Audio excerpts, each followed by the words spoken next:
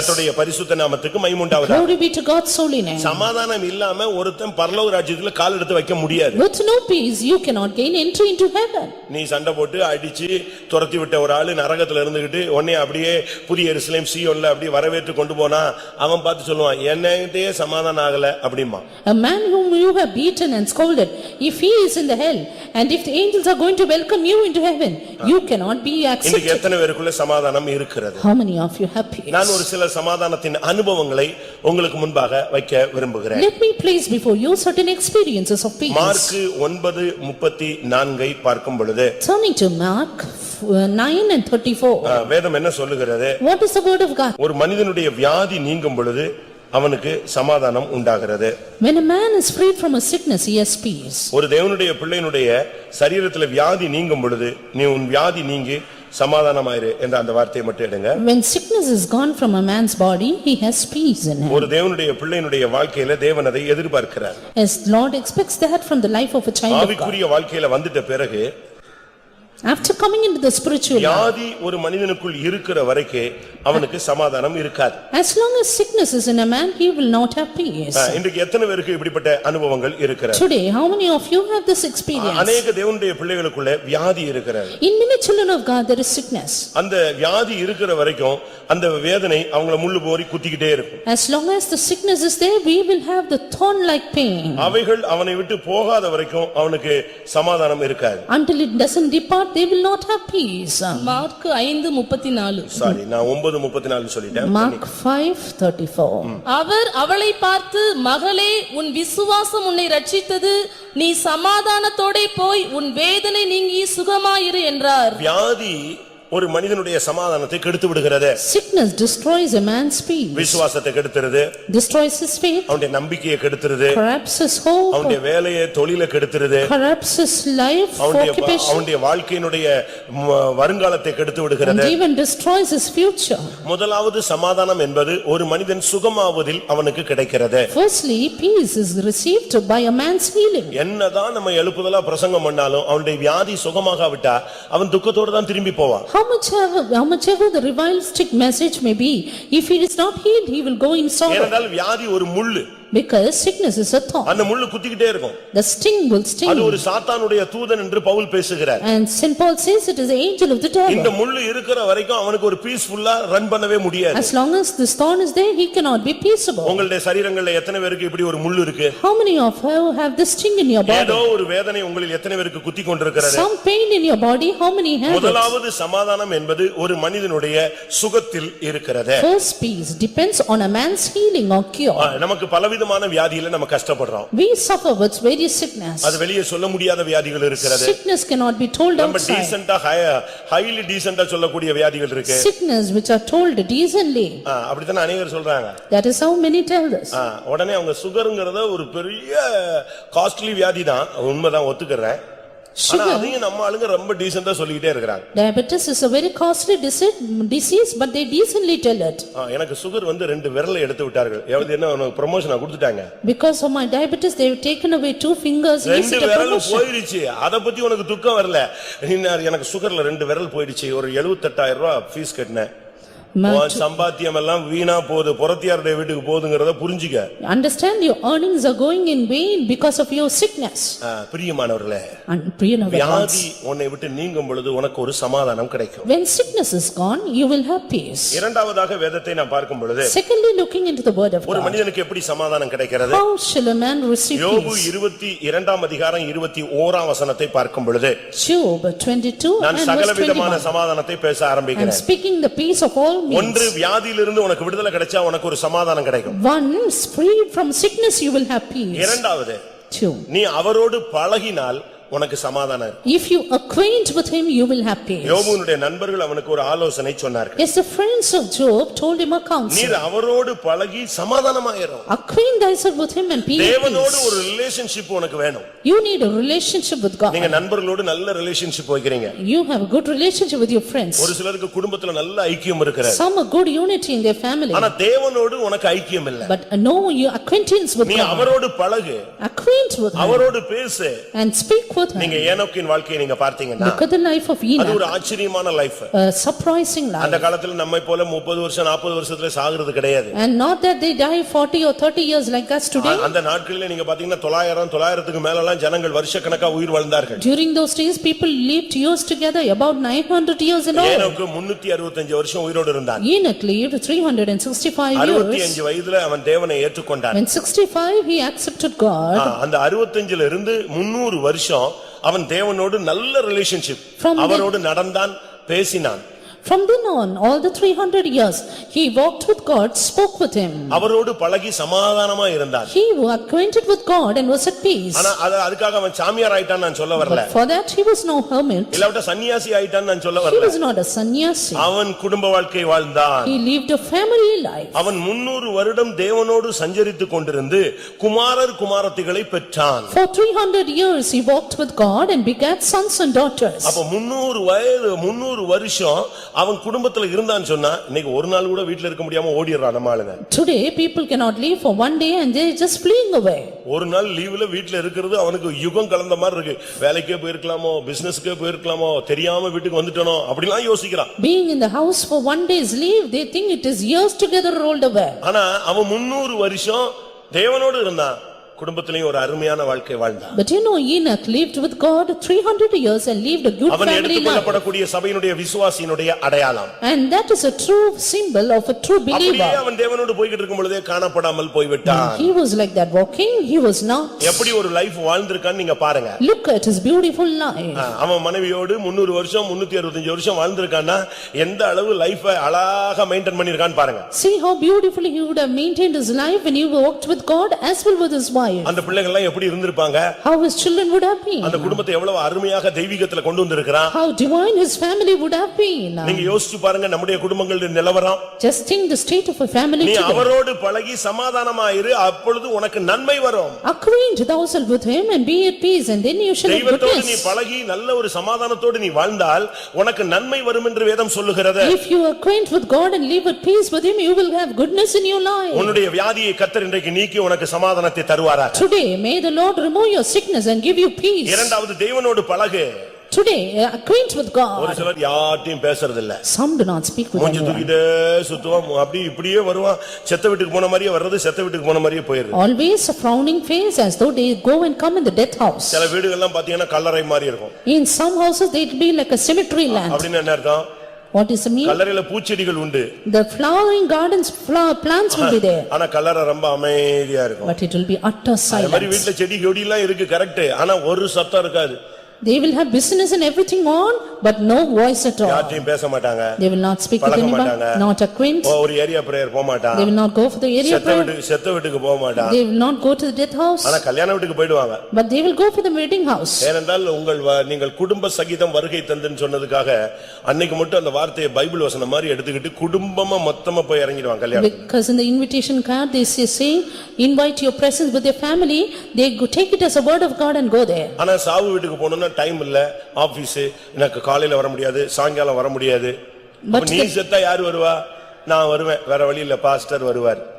But to the death house, they take so many excuses and don't go there. But when you die, pastor will come, no other go. நான் ஒரு கிராமத்துல ஒரு ஐயா இறந்ததுக்கு ஒரு announce பண்ணேன். In a village, because a father died, I announced. Chennai அண்ணா நகர்ல இருக்கும்போது. When I was in Anna Nagar in நீ Chennai. செத்தால் வர வேண்டும் என்று விரும்பினால் இந்த அடக்கத்துக்கு வான்னு சொன்னேன். If you desire that I should come in your funeral service, you come for this funeral service. விசுவாசியா இருந்தால் வான்னு இரண்டாவது அனௌன்ஸ் கொடுத்தேன். And secondly, if you are a believer, you come. அந்த கிராமம் முழுசும் நம்ம விசுவாசிகள் வந்து இறங்கிட்டாங்க. அது பாட்டுக்கு ஒரு மினிஸ்டர் அடக்கம் மாதிரி வரிசையா 30 கார் பின்னால. அந்த ஊர்க்காரனுக்கு பயம் பிடிச்சு போச்சு, என்னடா இந்த ஆளு ஒரு பேத மாதிரி உள்ள ஆளு, இவ சாவுக்கு இவ்வளவு கூட்டம். The whole lot of believers, they landed up in that village and people wondered, saying, it is like a minister's funeral நம்முடைய service. சபையினுடைய ஐக்கியம், சகோதர சிநேகத்தினுடைய ஐக்கியம், பரலோகத்தின் கூட்டங்கிற ஐக்கியத்தை நீ சாவுல காட்டணும், கல்யாணத்துல காட்டக்கூடாது. It is during the death we should show the unity of our church, the unity of our believers. கல்யாணத்துல நம்ம ஆளுங்க எங்க வர்றா? During the marriage, where do our people குடும்ப come? சகிதம் இங்க கூட வர மாட்டான். They don't come here also. இங்க ஒரு மணி நேரம் பிரசங்கம் பண்ணிக்கிட்டே இருக்கறாங்க. Because 1 hour the sermon is here. அதனால டைரக்டா எங்க தான் சீட்டு? They directly with their family. பொண்ணு மாப்பிள்ளை வர்றதுக்கு முன்னாலே குடும்ப சகிதமா அங்க சேர்ல உட்கார்ந்து வெயிட் பண்ணிட்டே இருப்பாங்க. They go to the reception hall and wait there. இதுதான் பெந்தேகோஸ்தே நிலவரம். This is Pentecostals today. அவரோடு பழகு, Acquaint with them. சகோதரனோடு எல்லாரோடும் பழகுங்க, Acquaint with your brethren. ஒருவருடைய நன்மை தீமையில கலந்து கொள்ளுங்க. And be with them in the evil and நீ good. அவரோடு பழகி சமாதானம். முதலாவது தேவனோடு நீ பழகு. First acquaint with God. ஆண்டவர்ட்ட அழு, Then ஆண்டவர்ட்ட அழு, and cry unto உன் God குறைய சொல்லு, and tell your faults. பிடிவாதமா பிடிச்ச ஆசீர்வாதத்தை வாங்கு, Be stubborn to receive the blessing ஆண்டவர்ட்ட போராடு, and strive with என்னை God. ஆசீர்வதித்தலோட விடமாட்டேன்னு சொல்லு. I will not let you go except you bless me. நான் ஒரு ஆள்கிட்ட கேட்டேன், நீங்க எப்படி ஆண்டவரை பத்தி தரக்குறைவா பேசுறீங்க, சண்டை போடுறீங்கன்னு. நான் வேற யார்ட்டங்க சண்டை போட முடியும், அவர்ட்ட தாங்க போட முடியும் அப்படின்னா. I asked a person saying, why are you quarreling with God? Then he said, to whom else will I quarrel? Only with அவ்வளவு him. உரிமை இருந்தா என்ன செய்ய, சண்டை போட்டு ஆசீர்வாதத்தை வாங்கு. If you have so much of right, then quarrel and get the blessing. ஆண்டவரோடு வாயை திறந்து பேசு. Speak with your God அவரை openly. கையை பிடிச்சு கொஞ்ச தூரம் நடந்து போ. Taking my hand and go with him. ஆண்டவரோடு சஞ்சரித்து கொண்டு இரு. ஏனோக்கு தேவனோடு நடந்தான். Enoch walked with God. மூன்றாவதாக நாம் பார்க்கும் பொழுது Thirdly, மார்க் 9:50 பார்க்கும் பொழுது Mark the Gospel 9:50. ஒருவரோடு ஒருவர் சமாதானமாயிருங்கள், Be at peace with one another உங்களுக்குள்ளே உப்புடையவர்களாய் இருங்கள், and have salt within yourself ஒருவரோடு ஒருவர் சமாதானமுடையவர்களாய் இருங்கள். and have peace one with another. புருஷ மனைவியோடு சமாதானமா இருங்க. Husband, be at peace with your wife. காலையில பிரச்சனை, Morning they have the problem. அப்படி விட்டுறாதீங்க. Don't leave like that. Bible என்ன சொல்லுகிறது? What does the Bible say? சூரியன் அஸ்தமிக்கிறதுக்கு முன்பு Even before the sun goes down, உங்கள் கோபம் தனிய கடவது. let your anger come down. உங்கள் எத்தனை பேருக்கு அப்படி இருக்க முடியும்? How many of you can be like that? யோனாட்ட போய் கர்த்தர் கேக்குறாரு. To Jonah the Lord asked, நீ எரிச்சலா இருப்பது நல்லதா? doest thou well to be angry? அவனுக்கு பிரச்சனை, இப்ப ஆண்டவருக்கும் அவனுக்கு தான் பிரச்சனை. And now the problem was between him and God. உடனே அவன் சொன்னா, நீங்க சும்மா இருங்க சாமி, சாகுற வரைக்கும் நான் இப்படி தான் இருப்பேன், என்ன பண்ண போறீங்க? Then he said, until my death I will be like this. What are you உங்களுடைய going to நிலவரம் do? என்ன பிரியமானவர்களே? What is your state, beloved? சாயங்காலத்துக்குள்ள நீங்க காம்ப்ரமைஸ் பண்ணிடுங்க. Before the evening get compromised. சரி, நைட்ல வீட்டுக்கு வந்த பிறகு பிரச்சனை ஆயிருச்சு அப்படின்னா என்ன பண்றது? அடுத்த நாள் சாயங்காலம் வரைக்கும் வெயிட் பண்றதா? சூரியன் உதிக்கிறதுக்கு முன்னாலேயே காம்ப்ரமைஸ் பண்ணிக்க. And if there is some problem in the night, even before the sun rises, compromise. உங்களால அப்படி இருக்கா? Can you be like that? சில ஆளுங்கெல்லாம் சில நேரத்துல பயங்கர ஸ்பீட்ல இருப்பாங்க. Some people will be in high speed at அந்த நேரத்துல times. நீங்க பேசாம இருந்துட்டீங்கனாலே ஆஃப் ஆயி போய்டும். During that time, if you are silent, it will be put ஆனா off. பிரச்சனை என்னன்னா, பேசாம இருந்தா நீ பேசாம இருக்கறேன்னு அதுக்கு ஒரு சண்டை போடுவான். But if you are silent again, they will pick up the quarrel for that. பேசினாலும் சண்டை, பேசாட்டாலும் சண்டை. If you speak, it is quarrel. If you don't speak, முன்னுக்கு it போனா is quarrel. கடிக்கிறது, பின்னுக்கு போனா உதைக்கிறது. And if you go behind the beat and if you go behind the kick, வேற என்ன பண்றது? கல்யாணம் கட்டிட்ட, யாரோ கட்டி வச்சாங்களோ நீயோ கட்டினியோ எப்படியோ கட்டிட்ட, கடைசி வரைக்கும் இழுத்துக்கிட்டே வா. no other go, you are got married, so you have to follow or go after him. வேற வழி கிடையாது. No other go. நீ கட்டப்பட்டிருந்தால் கட்டவிழ்க்க என்ன செய்யாதே, வகை தேடாதே. If you are bound, don't seek a time to be எப்படியாவது loosed. போய் பரலோகத்துக்கு நீயும் அவரும் போய் சேர்ந்தறணும். Somehow you and him reach the heaven. ஒருவரோடு ஒருவர் சமாதானமாயிருங்க. Peace with one another. சகோதரருக்குள்ள, சகோதரிகளுக்குள்ள, பிள்ளைகளுக்குள்ள, பெற்றோர்களுக்குள்ள, ஊழியர்களுக்குள்ள, விசுவாசிகளுக்குள்ள ஒரு சமாதானம் இல்லைன்னு சொன்னா பரலோகம் போக முடியாது. If there is no peace among the servants of God and the believers and the parents and the children, you cannot get to heaven. ஒரு சிலர் சொல்றாங்க, நாங்க அப்பப்ப சண்டை போடுவோம், சேர்ந்துக்குவோம். நல்லா இருக்கு அந்த concept. Some say we will pick quarrel and again join together. ஆனா ஒரு சிலர் என்ன சொல்றாங்க, But some others, நாங்க சமாதானம் ஆயிட்டோம், we are at peace, but பேச மாட்டோம். but we don't speak. இது ஒரு புதுவிதமான concept. This is a new kind of concept. Bible இப்படி எல்லாம் சொல்லல. And Bible doesn't say that. சமாதானம் என்பது எப்படிப்பட்டது? What kind is peace? ஒரு தேவனுடைய பிள்ளை ஒருவரோடு ஒருவர் இயேசுவை போல சமாதானம். அது அந்த சமாதானத்தை நமக்கு தேவன் கொடுத்திருக்கிறார். A child of God should be at peace with one another like Jesus. சிலுவையில அறையும்படியாக காட்டி கொடுக்கிற மனுஷன் வர்றான், சிநேகிதனே அப்படின்னு பேசினாரு. That man who wants to betray Jesus to be crucified is coming and he சிலுவையில said, அடிச்சு தொங்க friend. விட்டுட்டாங்க. They hanged him on the cross. அங்கிருந்து சொன்னாரு, பிதாவே இவர்களை மன்னியும். From there he said, Father, forgive them. பிரசங்கம் பண்றது எனக்கு ரொம்ப இன்ட்ரெஸ்டா இருக்கு, கேக்குறது உங்களுக்கு அதை விட இன்ட்ரெஸ்டா இருக்கு. ஆனா பிராக்டிகல்ல எப்படின்னு பாருங்க. Message is very interesting. Hearers are also interested, but just practically apply it. வேதம் இப்படித்தான் வலியுறுத்துகிறது. This is what the word of God emphasizes. ஏசாவுக்கும் யாக்கோபுக்கும் பிரச்சனை. There was a conflict between Esau and 20 Jacob. வருஷம் முகத்தையே பார்க்கல. 20 years they did not see their face. 20 வருஷம் பேச்சுவார்த்தையே கிடையாது. 20 years no speech ஆனா at இப்ப all. ரெண்டு பேரும் சந்திச்சே ஆகணும். But they have to meet together. Why? இவன் தகப்பன் வீட்டுக்கு போகணுங்கிற ஒரு கட்டாயத்துக்குள்ள வந்துட்டான். Because he was compelled to go to the father's house. இனி மாமனார் வீட்ல இருக்க முடியாது. You cannot be in the in-laws house. இப்ப தெய்வமும் சொல்றாரு நீ தகப்பன் வீட்டுக்கு போன்னு சொல்றாரு. God is also saying you go to the father's house. தகப்பன் வீட்டுக்கு போய் தான் ஆகணும். And he should go to the father's house. நானும் நீயும் தகப்பன் வீட்டுக்கு போய் தான் ஆகணும். You and me should certainly go to the father's house. தகப்பன் வீட்ல अनेक வாசஸ்தலங்கள் உண்டு. In the father's house many mansions are அதுல ஒரு there. வாசஸ்தலத்துக்கு நாம போய் சேரத்தான் வேணும். We have to reach one of the mansions. ஆனா தகப்பன் வீட்டுக்கு போகணும்னா But to go to the father's இடையில house. ஒரு ஏசா நிக்கிறான். Here there's Esau in the way. அவன் 400 பேரோடு வந்து கொண்டிருந்தான். He is coming with 400. இப்போ என்ன பண்றது?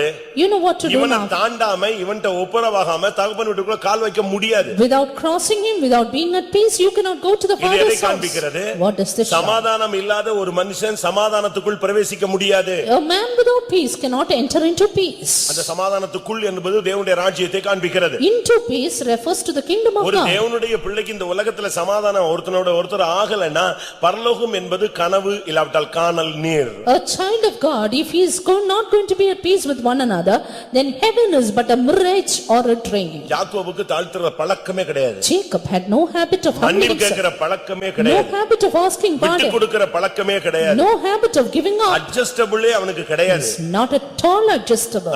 அவன் எப்படியாவது ஏமாத்தணும்னு தான் பாப்பான். Somehow supplants. அவன் வந்து ஒரு காரியம் சொன்னா அதுக்கு இன்னொரு காரியம் வைப்பான். If he say one thing, he says another. Cool கொடு அப்படின்னா உடனே சேஷ்ட புத்திரவாகத்தை கொடுக்கறாயா? Give pottage. Soon he says, will you give your birthright? எப்படி இவ்வளவு சீக்கிரமாய் உனக்கு கிடைத்தது? ஆண்டவராகிய தேவன் கொடுத்தார். டபார்னு அவரையும் இழுத்து சேர்த்து எடுத்து வந்தார். How soon did he get it? Soon he says, the Lord God gave me. பொய் சொல்லும் பொழுது சிலர் இயேசுவின் நாமத்திலன்னு சொல்லுவாங்க, ஆண்டவர் மேல சத்தியமான்னு சொல்லுவாங்க.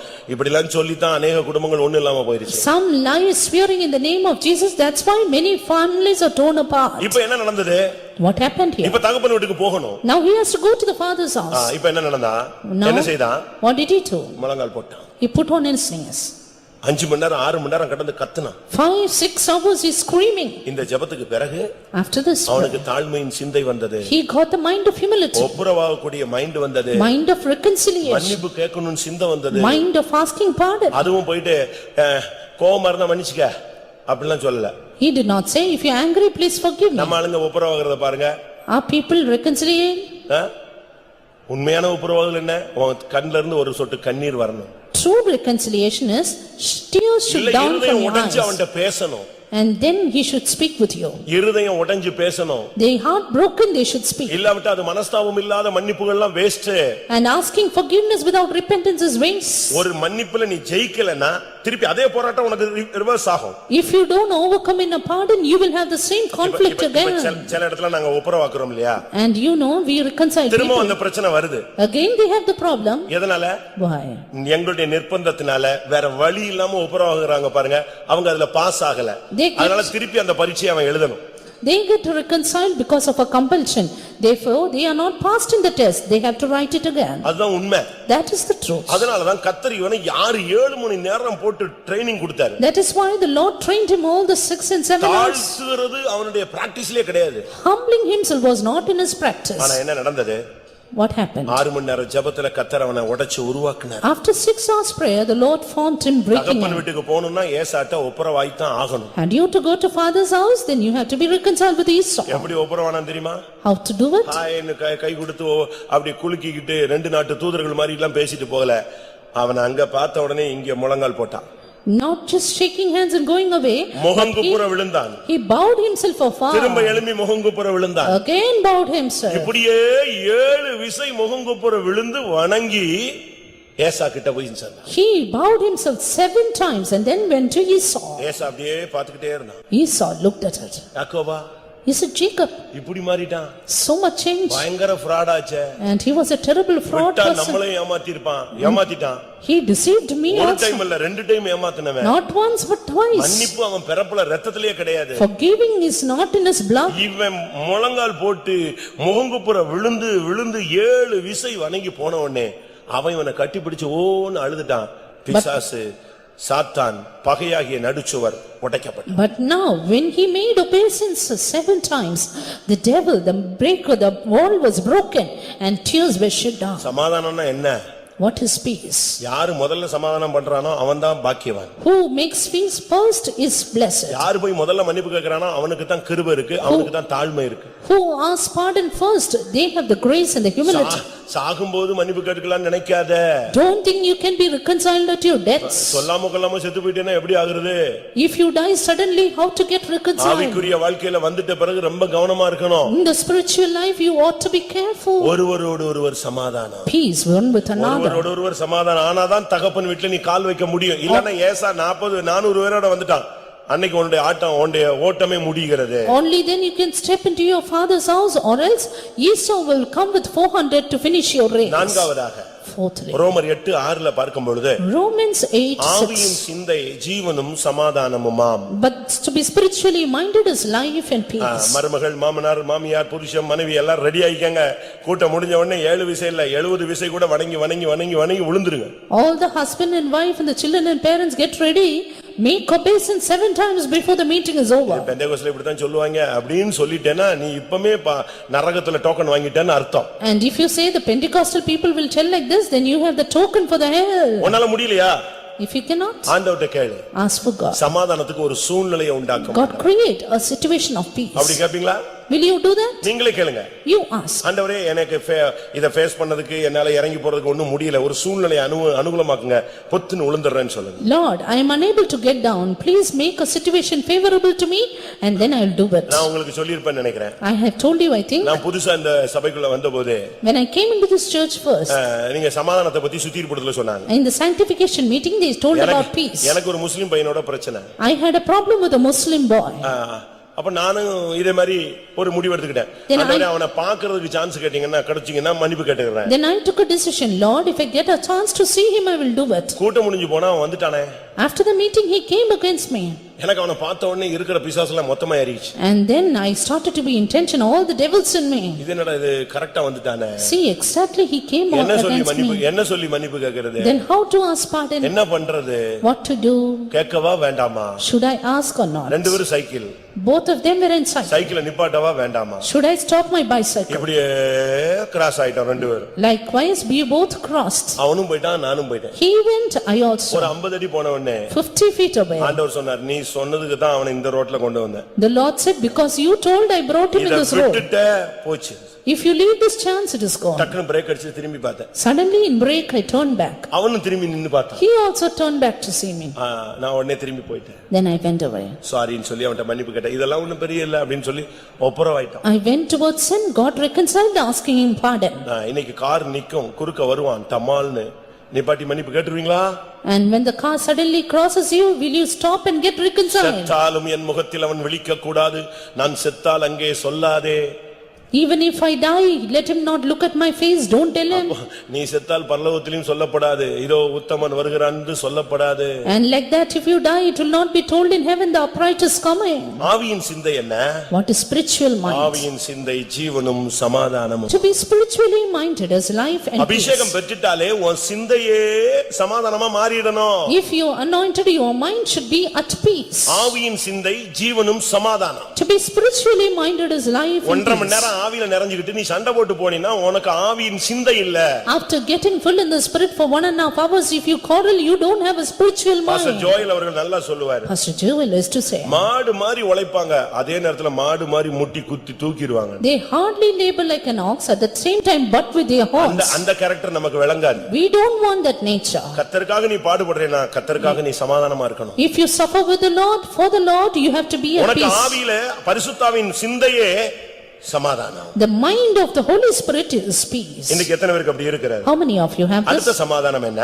That is that next ஏசாயா peace. 54:13 பார்க்கும் பொழுது Isaiah 54:13. பிள்ளைகளின் சமாதானம். The children's peace. இன்னைக்கு பிள்ளைகளுக்குள்ள சமாதானம் இல்ல, பிள்ளைகளால பெற்றோருக்கு சமாதானம் இல்ல. Peace of the children. Today, children have no peace, parents have no peace about the children. 4 வயசு பையனை கொண்டு வந்து ஜெபம் பண்றாங்க.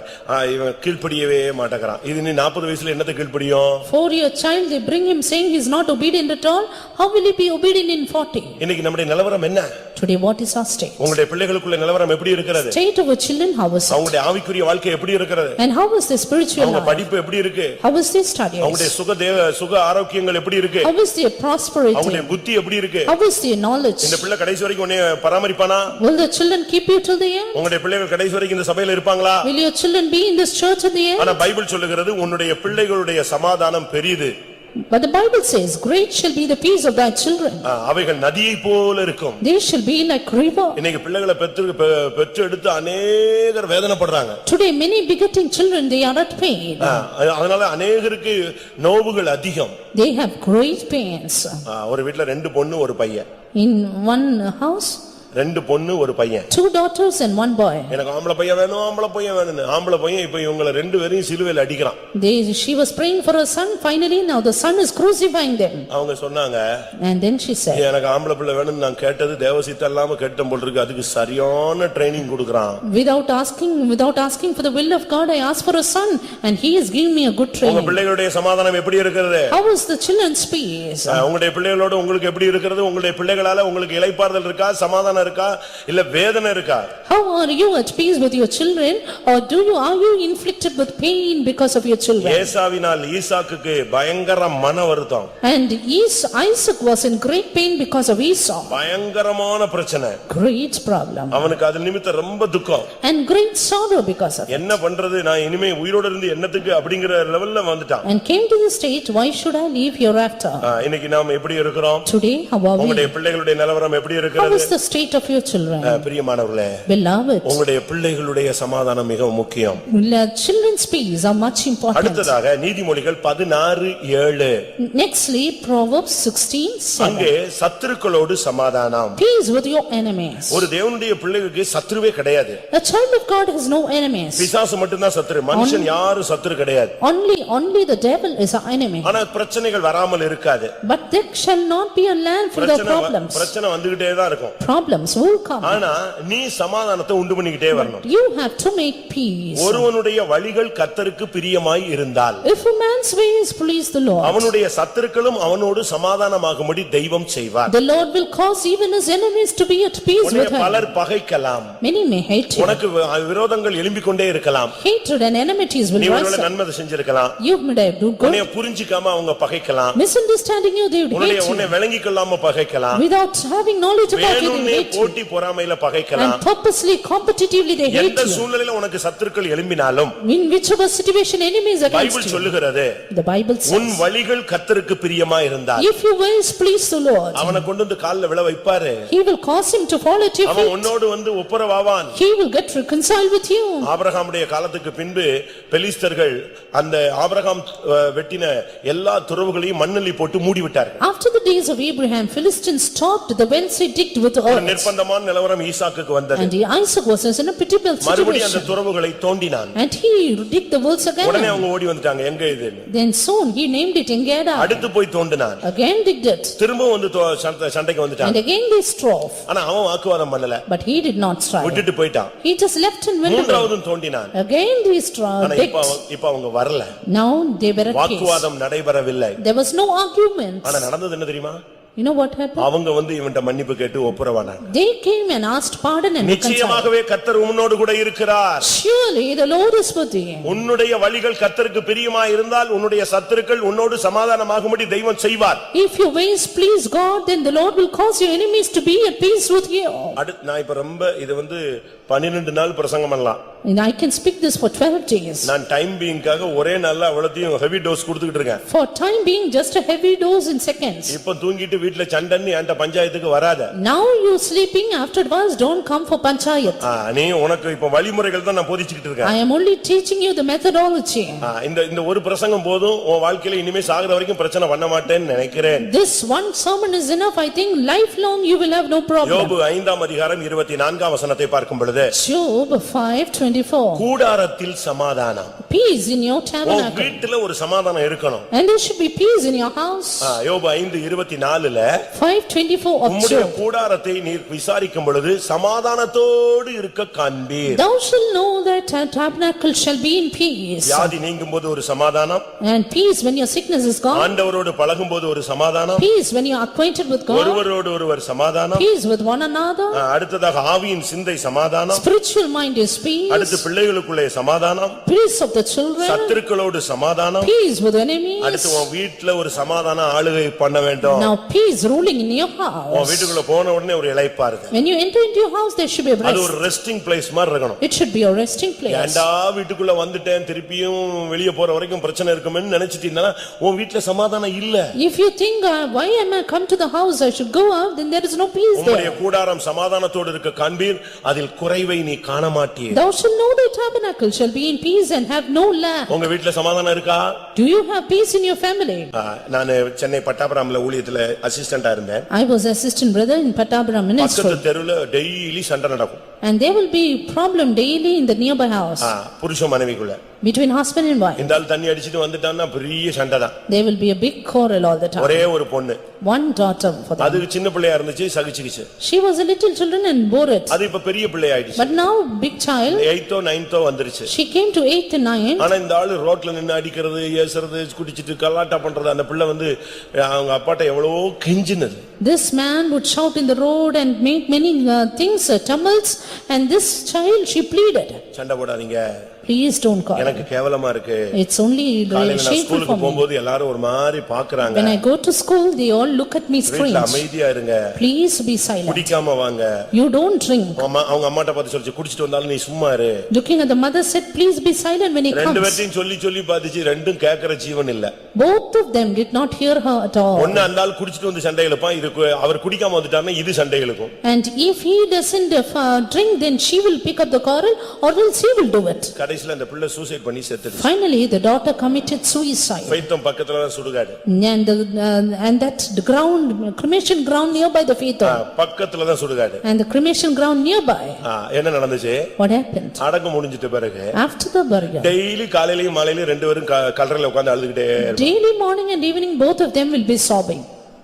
இப்ப கல்லறையில உட்கார்ந்து அழுது என்ன ஆகுது? What is the use? அந்த பிள்ளை சமாதானமா வந்துருதா? Was the child at peace?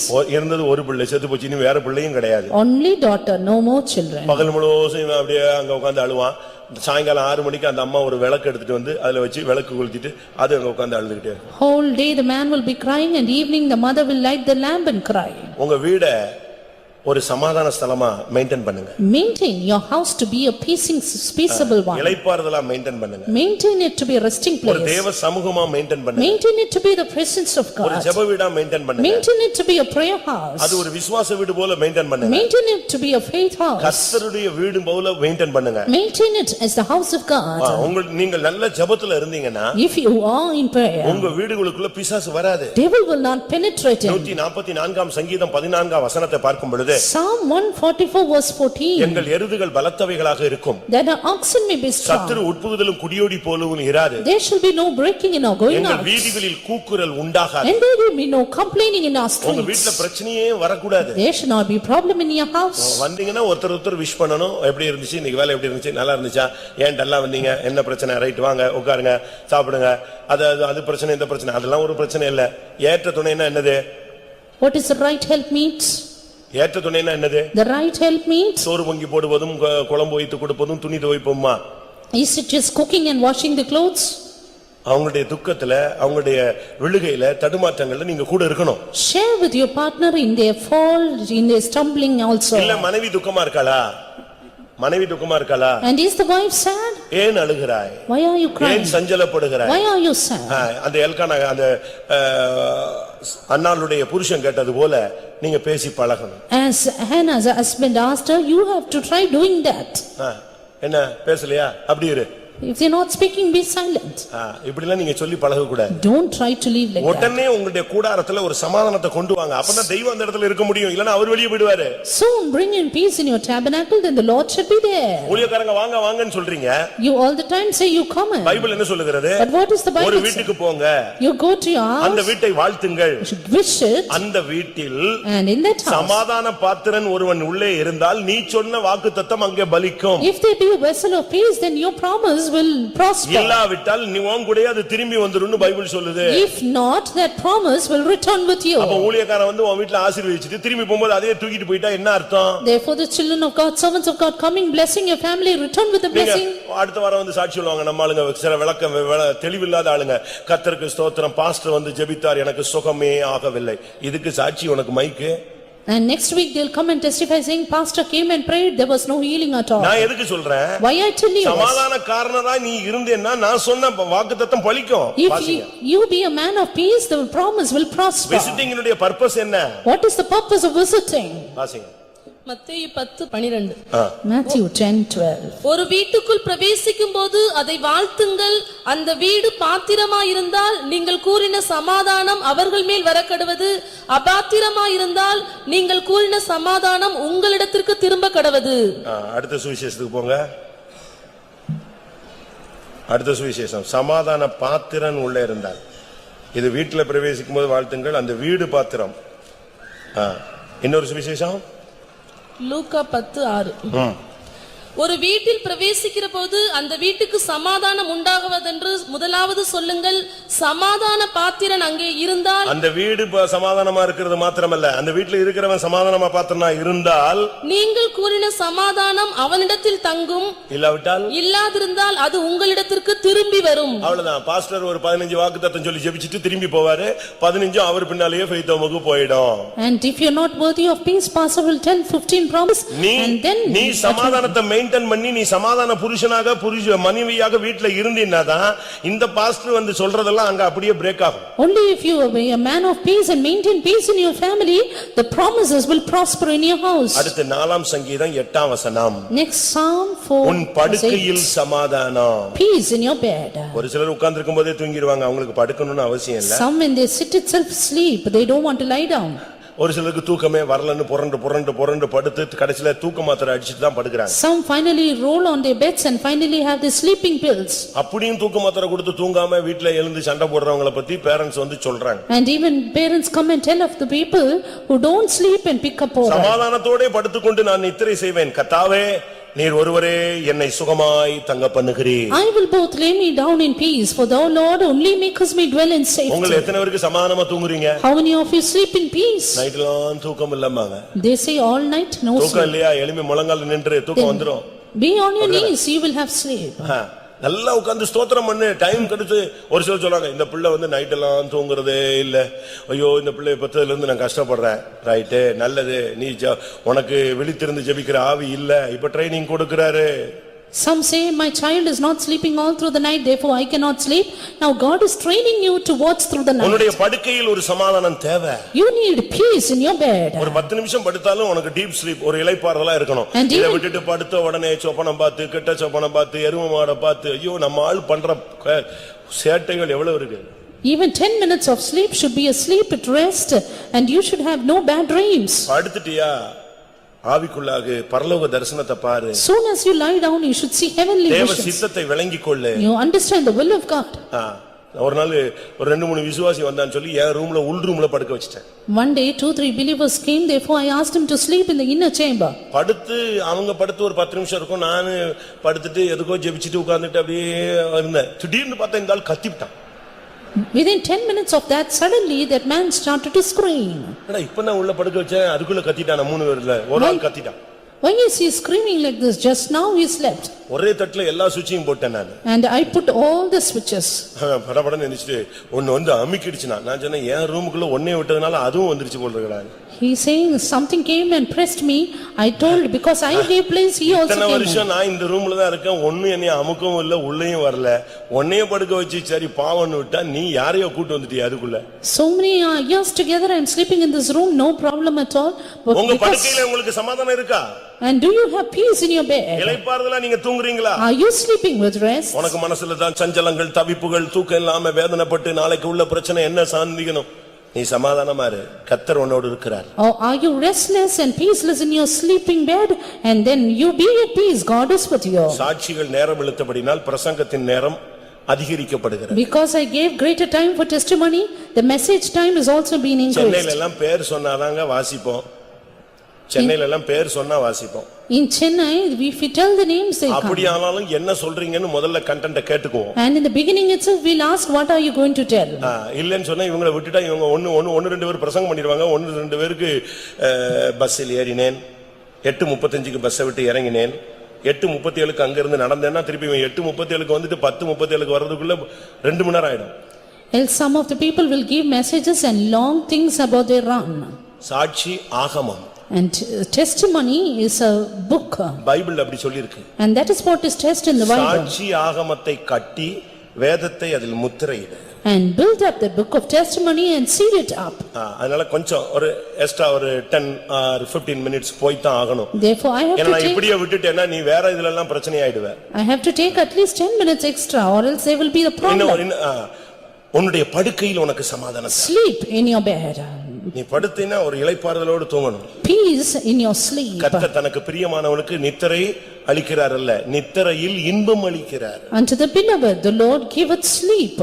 நித்திரையில கர்த்தர் அவனோடு பேசுகிறார். Yes, the Lord speaks to him in his bed. அவனோடு தேவ சித்தத்தை விளங்க பண்ணுகிறார். Reveals unto him the will of God. உங்களில் ஒருவன் தீர்க்கதரிசியா இருந்தால் சொப்பனத்தில் நான் அவனோடு கூட பேசுவேன். If one be a prophet among you, I will speak unto him in அதனால dreams. படுக்கையில் சமாதானம். Therefore peace in your 1 bed. ராஜாக்கள் 4:24 பார்க்கும் பொழுது 1 Kings 4:24.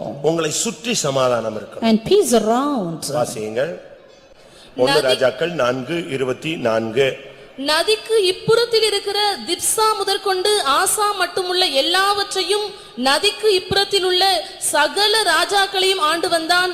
அவனை சுற்றி எங்கும் சமாதானமாயிருந்தது. உன்னை சுத்தி எங்கும் சமாதானம். Peace all around. எப்படிப்பட்ட ஒரு வாழ்க்கையை தெய்வம் எதிர்பார்க்கிறார்னு பாருங்க. See what a life God expects. பக்கத்து வீட்டுக்காரன்ட்ட பேசறதே இல்ல.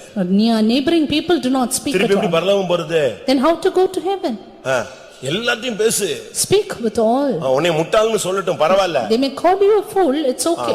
ஆனா உனக்கு சமாதானம் இருக்கணும். But you should have peace. அவங்க பேசட்ட போறான் போட்டும். And if they are going away, let நீ them go. யாவரோடும் சமாதானமாயிரு. But you follow peace with all men. சாலமோனுடைய நாட்களில் அவனை சுற்றி எங்கும் சமாதானம் இருந்தது. During the days of Saul, he had peace on all sides around உங்களால about. அப்படிப்பட்ட ஒரு வாழ்க்கையை மெயின்டைன் பண்ண முடியுமா? Are you able to maintain such a life? அவங்க உங்களுக்கு தீங்கு செஞ்சிட்டாங்க. If they do evil to you, Bible என்ன சொல்லுது? what does the Bible say? நன்மை செய்து Do good. புத்தியின மனுஷனுடைய அறியாமையை அடக்குவது தேவ சித்தமாய் இருக்கிறது. And putting down the foolishness of ignorant men, it is the will of குறள் God. என்ன சொல்லுகிறது? What is- செய்தாரை ஒருத்தல் அவர்னான நன்னயம் செய்து விடல். And whatever he may do, do good unto him. அப்படின்னா என்ன அர்த்தம்? What does that mean? சமீபத்துல ஒரு ஆளு PhD வாங்கி இருக்கிறார். Recently a man did his PhD. அவன் தீசிஸ் சப்மிட் பண்ணும்போது When he was submitting his thesis, Thiruvalluvar கிறிஸ்டியன்ங்கறதை ப்ரூஃப் பண்ணிருக்கான். he proved that Thiruvallur is a Christian man. யாரு? திருவள்ளுவர் யாரு? Who was Christian. Thiruvallur? இது எழுதின அவ்வளவும் பைபிளுடைய வாசகங்களை அழகான தமிழ்ல பழைய தமிழ்ல கொண்டு வந்திருக்கிறார்னு தீசிஸ் பண்ணி சப்மிட் பண்ணி அது சக்சஸ் ஆயிடுச்சு. According to his thesis, he submitted that he was a Christian man and all that he did is Bible நன்மை verses. செய்து புத்தியின மனுஷனுடைய அறியாமையை அடக்குவது தேவ சித்தம். இது Bible. Doing good and putting down the foolishness of ignorant men is the will of God. குறள் என்ன சொல்லுது? உனக்கு தீமை செஞ்சவனுக்கு நன்மை செய்யே, அது கரெக்ட்னு சொல்லுது. But his poem says, do good unto those who do evil. அவன் வெட்கப்படுற மாதிரி அவனுக்கு நன்மை செய்யன்னு சொல்லுது. Yes, do good that he may be put to shame. நம்மில் எத்தனை பேர் அப்படி செய்ய How முடியும்? many of us are able to do that? ஆவிக்குரிய சபைக்குள்ள வந்துட்ட பின்பு After coming into the church உன்னை like this, சுற்றி எங்கும் சமாதானம் இருக்க வேண்டும். there should be peace all around about you. நீ செத்துட்டேன்னா பக்கத்து வீட்டுக்காரன் வந்து சாட்சி சொல்லணும். When you die, your neighbors should testify. செத்துட்டானா? அப்பா இந்த ஆளு பெந்தேகோஸ் போய் செத்துட்டான், முடிஞ்சிச்சா, ரைட் அப்படின்னு சொல்லக்கூடாது. He should not say, right, that man is over, I am happy. எல்லாரும் வந்து சொல்லணும் உனக்கு சாட்சி. Everyone should come and testify. ஒரு மாமனார் செத்தா மருமகன் வந்து சாட்சி சொல்லணும். அது பண்ணா மாமனார் பரலோகத்துக்கு போயிட்டாருன்னு confirm. If a father-in-law dies, then if the son-in-law and the daughter-in-law testifies, it is confirmed that he goes to heaven. உன் பையனும் பிள்ளையும் வந்துகிட்டு ஒரே அழுவாங்க, கத்துவாங்க, குதிப்பாங்க. ஏன்னா நீ வச்சிருக்கிற சொத்து கிடைக்கணுங்கிறதுக்காக எல்லாம் பண்ணுவான். Among your sons, they will come and weep and sob and cry because they need your property. ஒருவேளை பாசத்துலயும் செய்யலாம், நான் அதை பொய்ன்னு சொல்லல. Some may do it in affection also. ஆனா சாட்சி யார் சொல்லணும்? But who should testify? உன் மருமகள் சொல்லணும். Your daughter-in-law. உன் உன் மகன் your சொல்லணும். son-in-law. நான் அப்படிலாம் பார்த்திருக்கேன். That is what I have seen. அவங்க சாட்சி சொல்லும்போது நமக்கு ஆச்சரியமா இருக்கும். If they testify, we will be surprised. அப்படி வாழ்ந்தவர்கள் இருக்கிறாங்க. There are people who live உன்னை like that. சுற்றி எங்கும் சமாதானம். Peace all around. பிலிப்பியர் 4:7 பார்க்கும் பொழுது Philippians 4:7. உங்களுக்கு ஒரு பிரச்சனை வந்துச்சுன்னா If there is a problem among you, எல்லாவற்றையும் ஸ்தோத்திரத்தோடு கூடிய ஜெபத்தோடு அவருக்கு தெரியப்படுத்துங்கள். and you reveal it unto him with your prayer and அப்ப thanksgiving, எல்லா புத்திக்கும் மேலான தேவ சமாதானம் உங்கள் இருதயங்களையும் சிந்தைகளையும் ஆளுகை செய்யும். then the peace of God which passeth all understanding shall keep your hearts and minds. பிரச்சனைன்னு உடனே துவண்டாதீங்க. And you don't come and quarrel in உனக்கு ஒரு தேவன் problems. இருக்கிறார். You have a God. உனக்கு ஒரு ராஜ்யம் இருக்கிறது. You have a kingdom. உனக்குன்னு தூதர்கள் You இருக்கிறாங்க. have angels. உனக்குன்னு ஒரு சர்ச் இருக்குது. You have your own உனக்குன்னு ஒரு church. ஊழியக்காரங்க You இருக்கிறாங்க. have servants of God. நீ இத பத்தி கவலையே படாத. You don't worry about anything. கர்த்தர் உனக்கு ஒரு பெரிய அனுபவத்தை மேன்மையை வைத்திருக்கிறார். The Lord has kept an excellency for you. எதுக்கும் கவலைப்படாத. Don't be worried of anything. கர்த்தர் அந்த சூழ்நிலையை கடந்து போக உனக்கு உதவி செய்வார். The Lord will help you cross the situation. எந்த பிரச்சனையானாலும் அதை தாண்ட உனக்கு உதவி செய்வார். Whatsoever your problem be, God will help you to cross it. எல்லாவற்றையும் ஸ்தோத்திரத்தோடு அவருக்கு தெரியப்படுத்து. Everything make it known by your supplication and எல்லா thanksgiving. புத்திக்கும் மேலான தேவ சமாதானம் உனக்குள்ள வந்து உட்கார்ந்துரும். Then the peace of God which passeth all understanding shall be in your உனக்கு heart. கலக்கம் வராது. You will have no trouble, சந்தேகம் வராது. no doubts, துக்கம் வராது. no grief, அழுகை வராது. no cry. ஏன்னா உனக்குள்ளே இருக்கிற ஒரு வல்லமை உலகத்தில் இருக்கிறவனிலும் உனக்குள்ள இருக்கிறவர் பெரியவர். Because he that is in you is greater than he that is in the world. இன்னைக்கு எத்தனை பேருக்கு அப்படிப்பட்ட கிருபையின் அனுபவங்கள் இருக்கிறது? How many of you have such graceful experiences? ஒரு மனிதனுக்குள்ள சமாதானம் இருந்தாதான் If a man he has அங்கதான் peace, பரிசுத்த ஸ்தலத்தை கர்த்தர் ஏற்படுத்த முடியும். then there the Lord will appoint his holy place. Ezekiel Ezekiel 37 chapter 37 26 verse 26. நான் அவர்களோடு பண்ணுகிற உடன்படிக்கை சமாதானமாயிருக்கும், என்னுடைய பரிசுத்த ஸ்தலத்தை அவர்களுக்குள் ஸ்தாபிப்பேன். And the covenant that I make with him shall be peace, and there will I establish my ஒரு sanctuary. தேவனுடைய பிள்ளைக்குள்ள In a child of God, ஒரு சரியான ஒரு சமாதானம் இருந்தாதான் அவன் பரிசுத்த ஸ்தலம் அங்க வரும். only if we have a proper peace, the holy place, sanctuary will come there. அதனால்தான் யாவரோடும் சமாதானமா இருக்கவும் பரிசுத்தமா இருக்கவும் நாடுங்கள் என்று சொல்லப்பட்டிருக்கிறது. That is why it is said, follow peace with all men. சமாதானமும் பரிசுத்தமும் ஒன்னோடு ஒன்னு சேர்ந்தது. Peace and holiness are united with one another. உம்மையே உறுதியாய் பற்றிக்கொள்ளக்கூடிய மனதுடையவனை எப்படி காத்துக்கொள்வார்?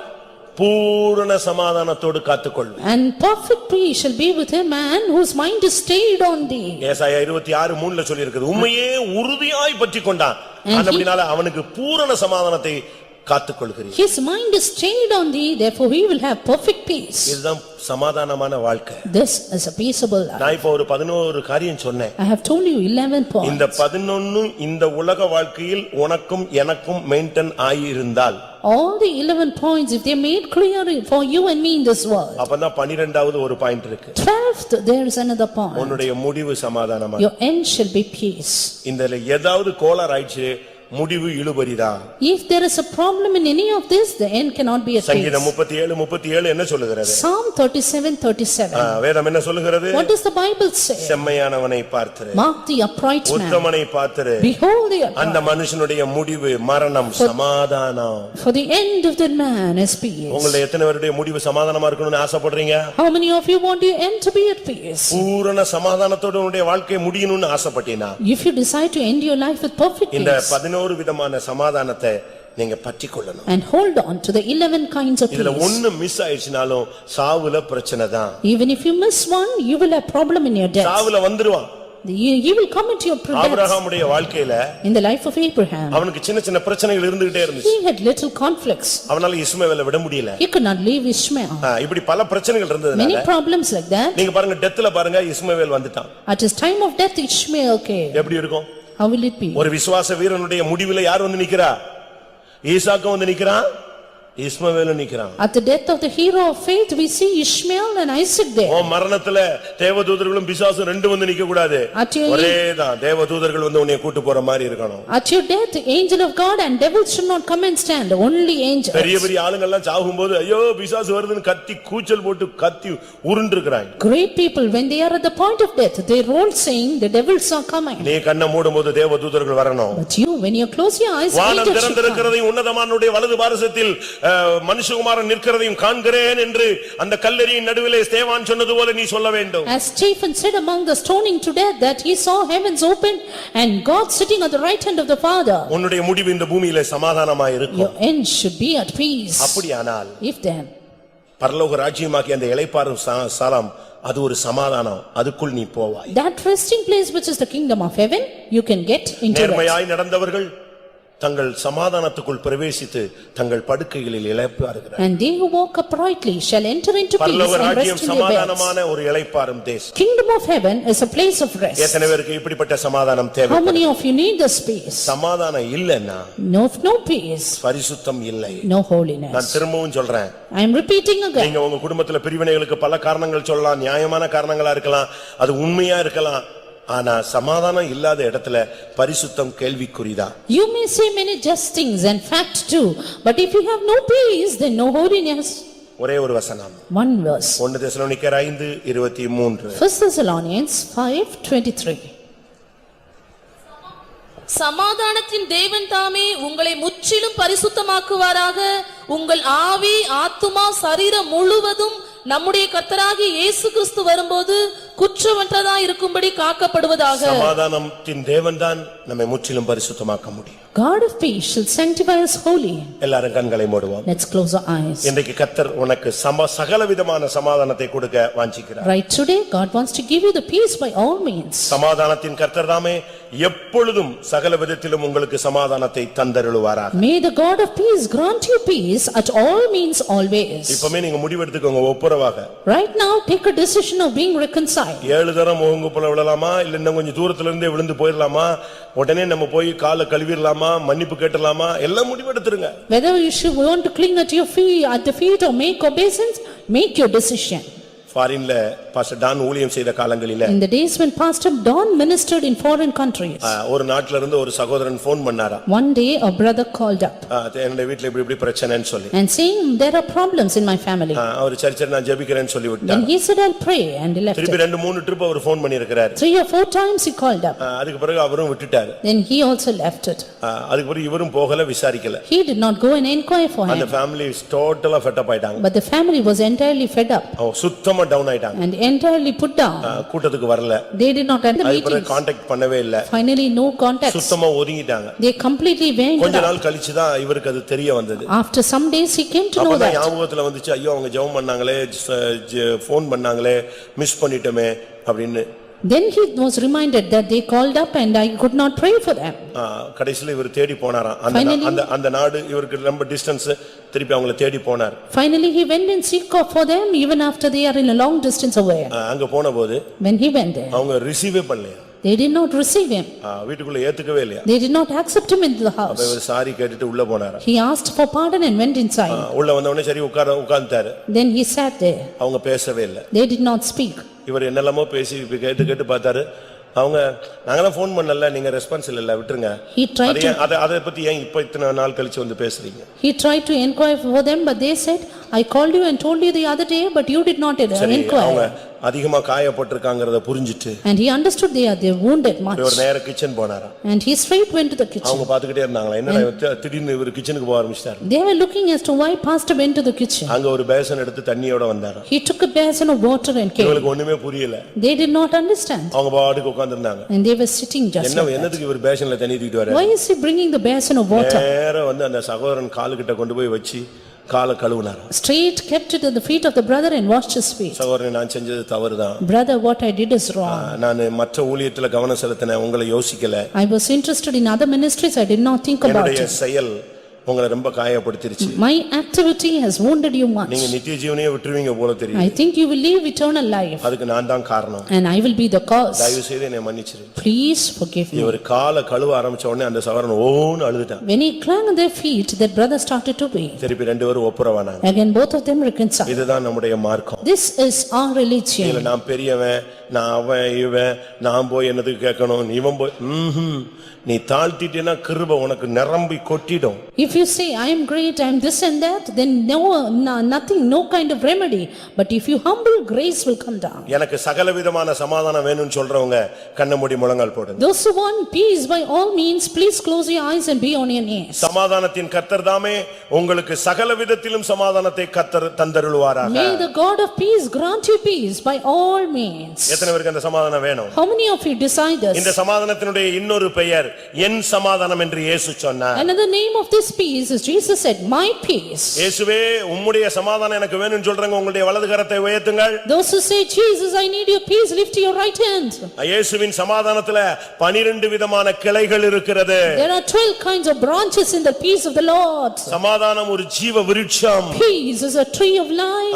அந்த ஜீவ விருட்சத்துல 12 கிளைகள் இருக்கிறது. And that tree of life is 12 branches. ஒன்று உன்னுடைய வியாதி நீங்கி உனக்கு சமாதானத்தை தருகிறார். One, peace by removing your sickness. உன்னுடைய சிந்தையவே சமாதானமாய் மாற்றுகிறார். And peace in your mind. உன்னுடைய குடும்பத்துல ஒருவர் உனக்கு சமாதானத்தை கொடுக்கிறார். Peace with one another in your family. உன்னுடைய பிள்ளைகளுக்குள்ளே சமாதானத்தை கொடுக்கிறார். Peace among your children. உன் சத்துருக்களோடு சமாதானத்தை கொடுக்கிறார். Peace with your enemies. உன்னுடைய வீட்டில் சமாதானத்தை கொடுக்கிறார். Peace in your house. உன்னுடைய படுக்கையில் சமாதானத்தை கொடுக்கிறார். Peace in your bed. உன்னை சுற்றி எங்கும் சமாதானத்தை கொடுக்கிறார். Peace around you. அவரோடு உனக்கு ஒரு சமாதானத்தை கொடுக்கிறார். Peace with him. சமாதானத்தின் மூலமாக உனக்குள்ளே பரிசுத்த ஸ்தலத்தை ஸ்தாபிக்கிறார். And establishes sanctuary by peace. எந்த பிரச்சனை வந்தாலும் எல்லா புத்திக்கும் மேலான சமாதானத்தை உனக்கு தருகிறார். Any kind of problem he gives you peace that passeth understanding. நீ வேதத்தை நேசிக்கும் பொழுது உனக்கு மிகுந்த சமாதானத்தை தருகிறார். When you love the Lord, great peace you have. எல்லாவற்றுக்கும் மேலாக Above உன் everything. கண்களை மூடும் பொழுது சமாதானத்தோடு மூடுவாய். When you close your eyes, you'll end in peace. சமாதானத்துக்குள்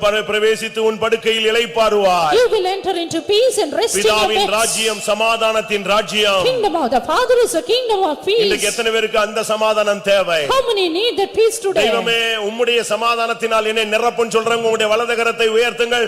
கர்த்தருடைய வல்லமை உங்களை தன்னுடைய சமாதானத்தினால் நிறைக்கட்டும். Those who say, Lord, fill me with your peace, lift up your right hand and may the peace of the Lord fill you right now. பட்ட வேத வசனங்களில் எல்லாமே உங்களுக்குள்ள இல்லை என்று ஆண்டவர் குறை சொல்ல விரும்பவில்லை.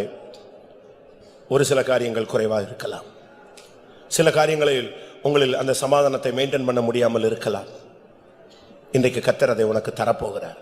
எத்தனை பேர் வாஞ்சிக்கிறீங்க? தயவு செய்து ஒரு 2 நிமிஷம் எல்லாரும் ஒப்பு கொடுங்க. என் சமாதானத்தை உங்களுக்கு வைத்து போகிறேன்னு சொன்னீங்களே ஆண்டவரே, அந்த சமாதானம் இப்ப எனக்கு தார். நீங்க பிள்ளைகள், நாம் எல்லாரும் தேவனுடைய பிள்ளைகள். தகப்பனுடைய சமாதானத்தை கேளுங்கள். வாயை திறந்து கேட்க முடியுமா? நான் ஒன்னு சொல்றேன், இன்னைக்கு அந்த சமாதானம் கிடைச்சிருச்சுன்னா சாத்தானை கர்த்தர் கால்களின் கீழே நசுக்கி போடுவார். இயேசுவின் சமாதானம் இப்போ இந்த கூட்டத்துல எத்தனை சகோதரன் சகோதரி ஊழியக்காரன் ஊழியக்காரிக்கு கிடைக்குதோ உங்களுக்குள்ள இப்போ ஒரு பெரிய மாற்றம். உங்களுக்குள்ள இருக்கிறதான நிரந்தரமான கசப்பு, கூக்குரல், வைராக்கியம் இயேசுவின் நாமத்துல உன்னை விட்டு வெளியே போகும். இயேசுவின் சமாதானத்தில் பூரண இளைப்பாறுதல் உண்டு.